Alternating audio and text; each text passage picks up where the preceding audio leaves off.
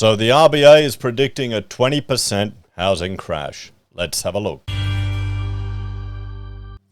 Hello everyone, Florian here and welcome to another episode of HeiseSays. Grab your stein and let's have a look at another article discussing about the RBA again, predicting a housing price crash. Remember when there was predictions of a 40% crash? Oh, wasn't that exciting times? And remind me what happened after that. Oh, wait, everyone FOMO'd into the market and property went up 25 to 30% in a year.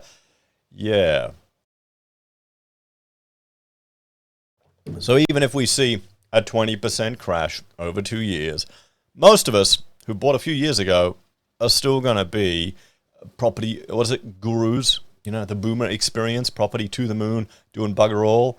Yeah, let's have a look at this. The thing is, it's going to be what'll manifest here is you'll have a whole bunch of people who probably stretch themselves too far and are going to be stuck in property, or you'll get people that'll be burned and have to sell investments at a loss. Maybe the old property always goes up mantra of our state religion, maybe that'll disappear. I doubt it. So RBA tips property prices to drop 20% amid interest rate hikes. And for those of you playing at home, let's have a look at the cash rate. There you go. We have seen a hike, certainly has. We're approaching 3%, which used to be considered an emergency rate, a normal rate, where we had buffers to move. Now the question is, how high will rates go before they start cutting again? That's you know, what we all want to know. Let me know your bets in the comments below, guys. I'm suspecting they may start heading down before 2024, or maybe around 2024 we'll start to see them either flatten or tip down a little bit. Australia's central bank has some dire forecasts for property prices as mortgage holders are already struggling to pay their bills. The RBA predicts that property prices will plunge by a whopping 20% thanks to back-to-back interest rate rises. So those of you watching the channels, the regulars here, you're interested in property, you're interested in news. Just think about a normie that trusted the Reserve Bank, that trusted the media when they were saying rates wouldn't increase until 2024, that pushed themselves right to the edge to get into a house. Maybe they even got some government support to get into a house. How the hell would they be feeling now? Maybe they were struggling just to get in. And well, the thing is, the banks model a certain quality of life, and I think there's a disconnect between what the banks model a quality of life is and what people think a quality of life is. I think a lot of people are going to get a dose of reality and just start to realize they're going to have to tighten the belt. And then we'll start to see that in discretionary spending. By 2024, house and unit values are expected to lose a fifth of their value, all but wiping out the unprecedented gains made in the 21 property boom, but not completely. That's according to Freedom of Information documents from the RBA obtained by the Sydney Morning Herald. Now, everyone can do one of these, guys. You can put one in there if you want. Okay, you can do it. It doesn't make it any more secret. It comes as Australia has well, see, this is the thing. Maybe I should try and find those documents actually, because is this just one of their? Is this their central model? Is it the higher model? Is it the lower model? What's the probability of this occurring? Remember, they went nuts about a 40% property, or they tested a 40% property plunge if the banks had held up. And they found that it would. But then the media went crazy. I went crazy. I'm thinking 40% correction. That's nuts. That's a lot. Because we're not talking from prices now. We're talking from 2019 prices. That might have actually made some housing within the realms of affordable for a normal person. And, well, I'm just wondering if that happened to have some influence on all of this. Do you think the media would influence our political class to intervene? Hey, they're just like you and I. They're reading the news. They're following along. They're very busy. It comes as Australia has endured interest rate hikes for the past 6 consecutive months, seeing the cash rate rise from a record low of 0.1% to 2.6% since May. Yeah, I mean, this is nuts. Now, I suspected we wouldn't go negative based on direct quotes from our Reserve Bank governor, where he was saying that Negative rates in Europe don't actually work. They encourage people to save more. So that's kind of why I locked in once we got so insanely low. That and because I would have just kept paying off my mortgage and not spent anything on my renovation and pissed off my wife. But that's a very, very personal, unique approach to these things. Oh boy, you got to keep the wife happy.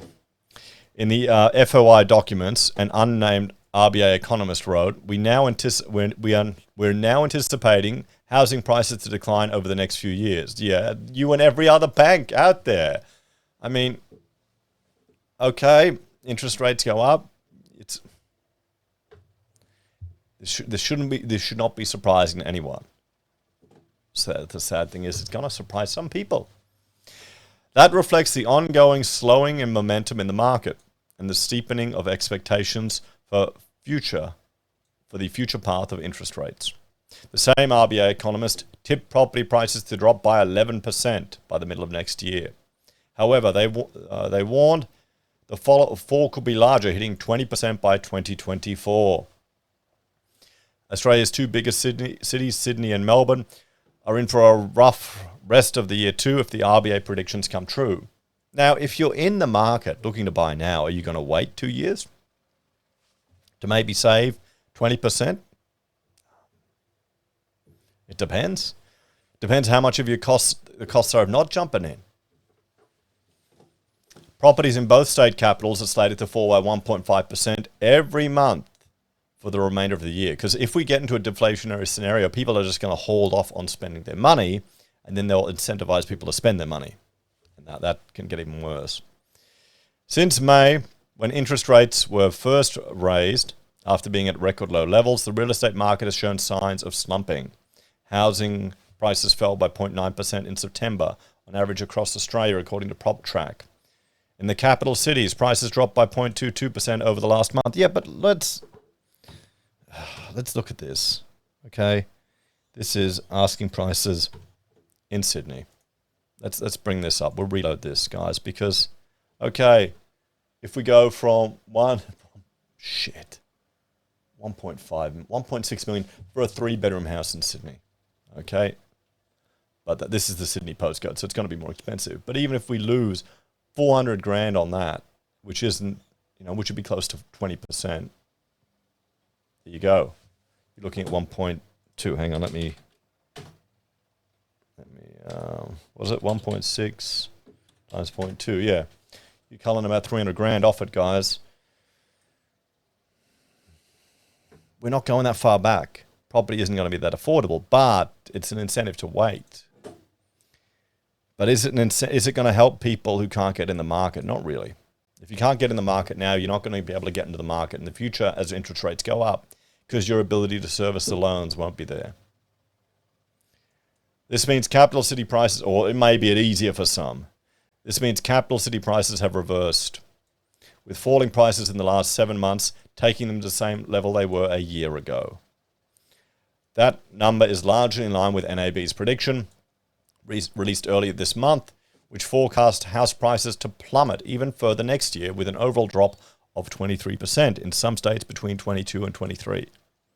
Across Australia, most capital cities apart from Sydney will experience a brutal hit to house prices in 23 after they shot up during the pandemic, the bank predicts. Surprisingly, Hobart will suffer the biggest drop in house values next year, with prices set to plunge 16.6% after falling this year by 6.4%, NAB found. Well, isn't that because Tasmania is the holiday retreat for a lot of Victorians? I'm not saying that disparagingly. I would love to be able to afford a holiday retreat in Tasmania. It is Hobart and Lonnie were one of the most beautiful cities I've been to. So, but bloody cold. The RBA is hoping interest rate rises will curb spending and bring inflation to a controllable level. The consumer price index currently sits at 6.8%. Many Australians are already struggling to meet mortgage repayments. Almost 2/3 of Australian homeowners are worried about meeting their mortgage repayments. Worried doesn't mean not meeting them. It just means worrying. We're not the people who are. What is it? The people who are behind on their mortgages hasn't gone up yet. So, younger people who purchased in the past 12 months acutely at risk, new research from AMP Bank found. Yeah, they're going to get screwed. They're going to get screwed. All the first... Oh, I should do a video looking back at all these articles about people in the media. Remember these ones where there were articles about people bragging that they paid substantially more than the reserve price or than the published price for a house. They really put, like at auctions, they pushed themselves really to the limit. Really to the limit. Some of them are going to get a real taste of reality. And that's going to really impact their lives. It's kind of it sucks for them, doesn't it? Labor unveiled a major 21 billion savings plan. What? Saving plan how? What the hell is that? Anyway, I'll have a look at that. If rates rise again in November as predicted, 1 in 4 mortgage holders up to $1.1 million will be at risk of financial stress. Stress is good. It drives you to succeed. Next month's RBA meeting is next Tuesday, where they will announce if the cash rate is going to be lifted. Let's bring up, hang on, let's look at the ASX cash rate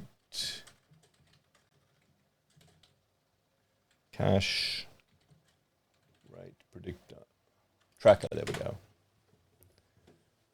Where is it? Here we go. RBA rate tracker. Sorry, I'm using Edge, guys.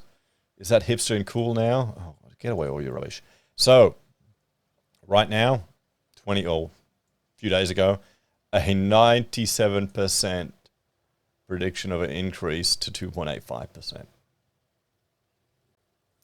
So that's a significant jump, everyone. And we've looked at all of the interest rate increases. So there you go. It's probably going to go up. Let's have a talk about all of this. So there you go, guys. RBA predicting housing to fall 20%, like the banks, but it's coming off a huge increase. So we're going to go back a few years. Most people, I think, those of us that have bought a significant amount of time ago, aren't going to even notice unless you've used the Equity Mate, to buy 50 million bloody properties to mitigate the tax burden the state puts on you and haven't done it intelligently to manage it. So you can't handle increases. It's going to be the poor people that were suckered in with the FOMO that probably haven't learned not to trust media or authority figures that are going to get screwed over. And, well, that's how you learn. You got to tighten the belt. The luxuries disappear.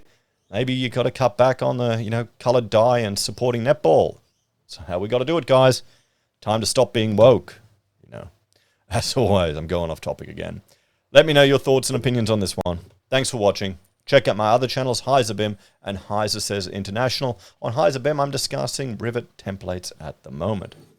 If you're a fan of the channel and want to support us, there are a few ways you can. Financially on YouTube or Patreon, using our referral links from Amazon, eBay, Independent Reserve or AussieBroadband, buying our merch or calling us if you need an architect. Take care, guys. Have a great day. I'll see you in the next episode of HeiseSays.